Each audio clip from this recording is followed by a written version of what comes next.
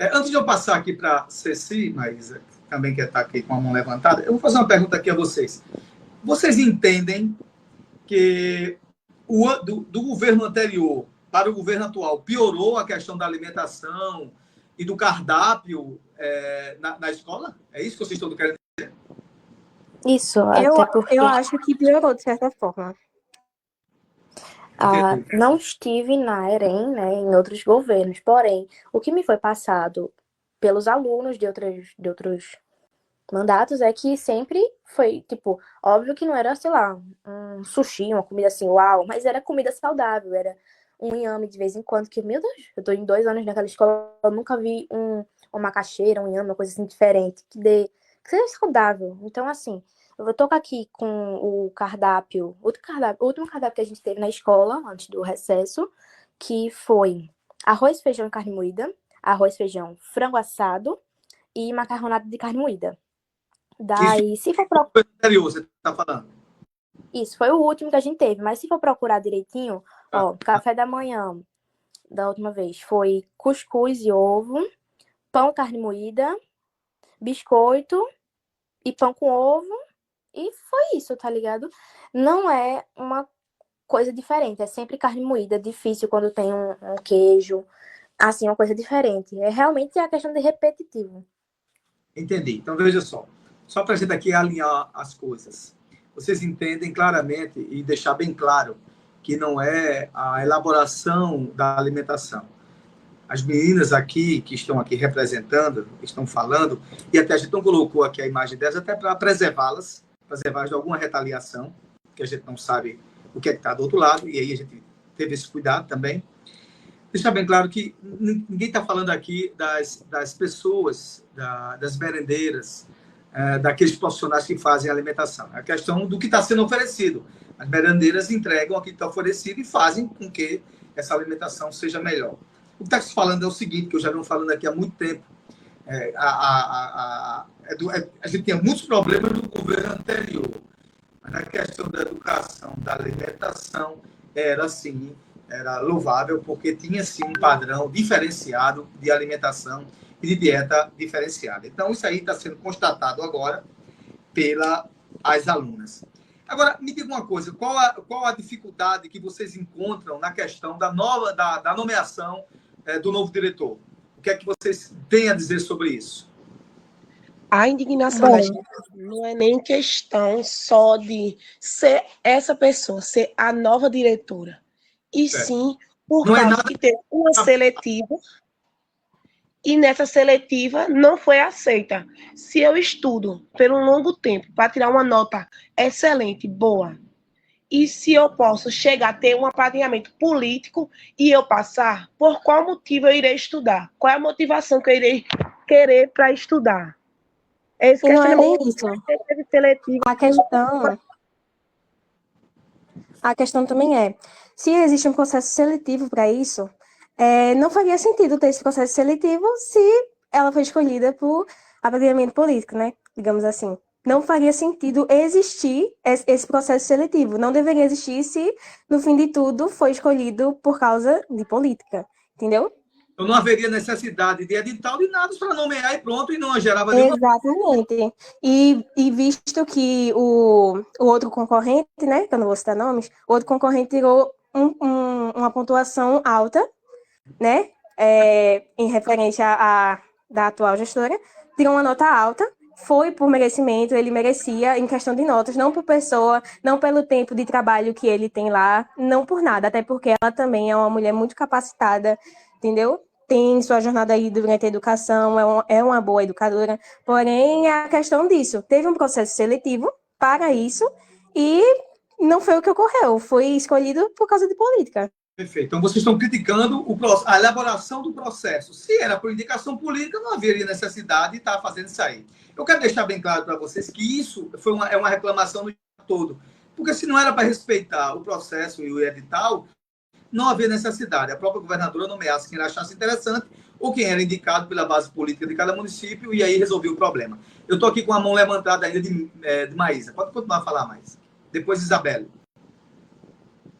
Isabela agora, não é isso?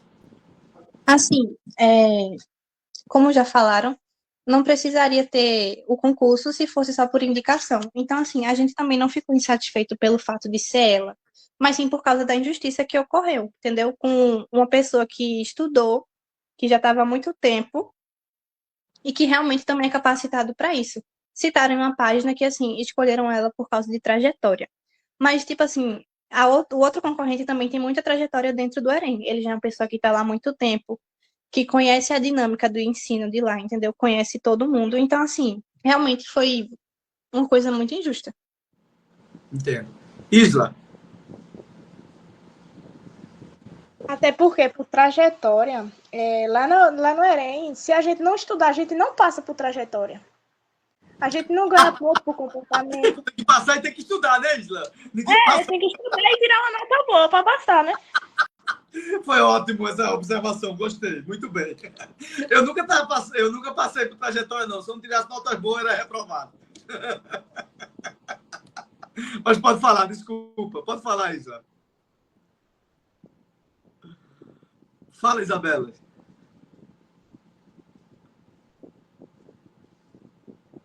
Mas realmente, o que Isla falou realmente é verdade. Se a gente não estudar, se a gente não se esforçar, se a gente, exemplo, tiver precisando de 3 décimos para passar para o outro ano, eles não vão passar a gente, por questão que, tipo assim, eles não vão olhar trajetória nenhuma.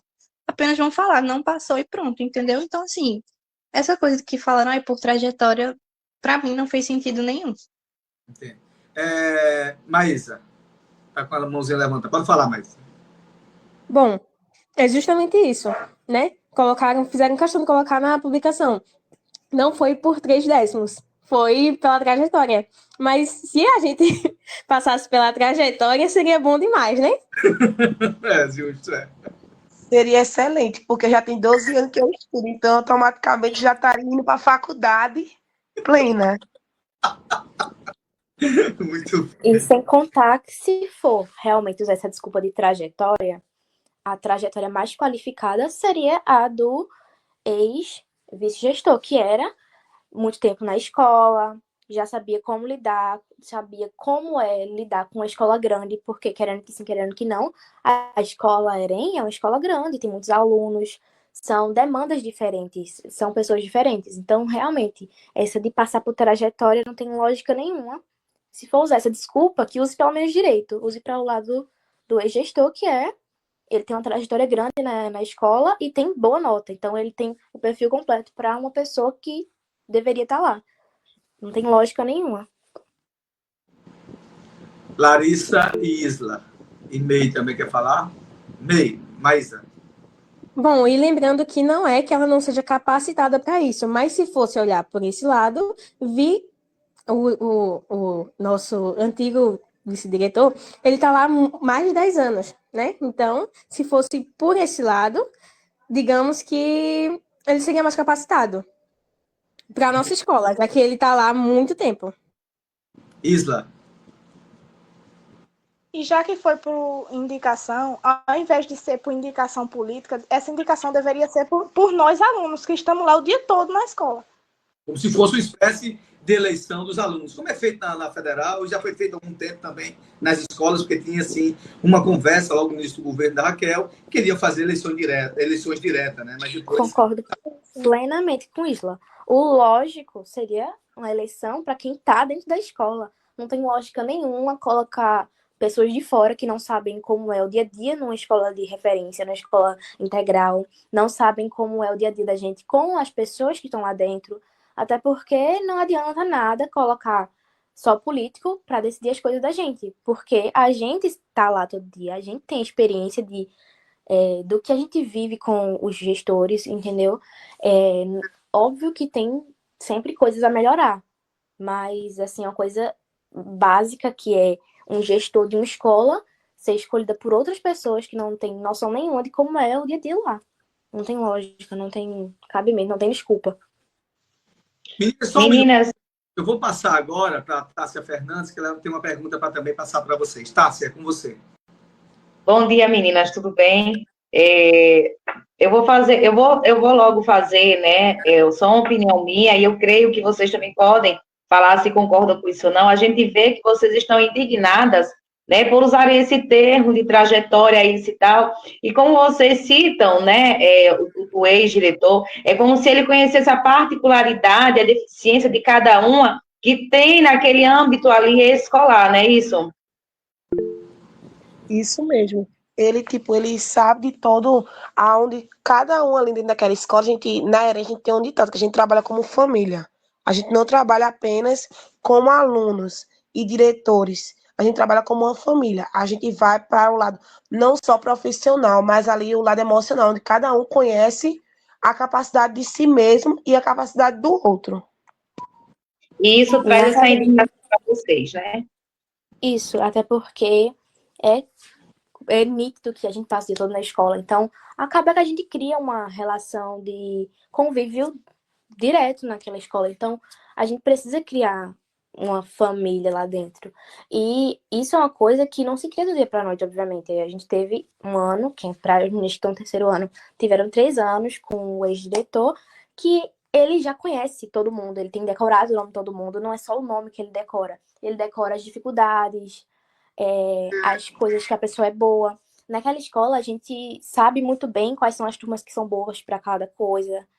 Que óbvio que todo mundo se destaca, mas cada um se destaca em uma coisa diferente. Cada um sabe as suas limitações, não é isso?